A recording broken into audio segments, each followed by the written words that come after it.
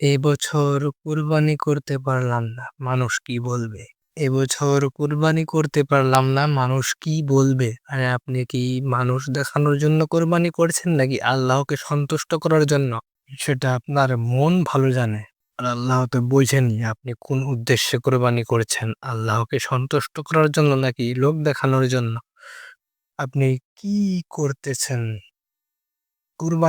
কুরবানি হবে মূলত আল্লাহকে সন্তুষ্ট করার জন্য। আল্লাহর জন্য ত্যাগ।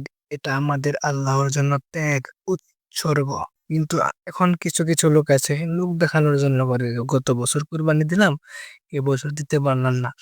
আপনি কি মানুষকে সন্তুষ্ট করার জন্য কুরবানি দিচ্ছেন? আল্লাহকে নয়। আপনি কি মনে করাতে আপনি কি বোঝাচ্ছেন? আপনি কি মানুষকে আল্লাহর সাথে শরীক করছেন? নাউযুবিল্লাহ। কোরবানি তো একমাত্র আল্লাহর জন্য। আপনি মানুষকে দেখানোর জন্য কেন কোরবানি করবেন?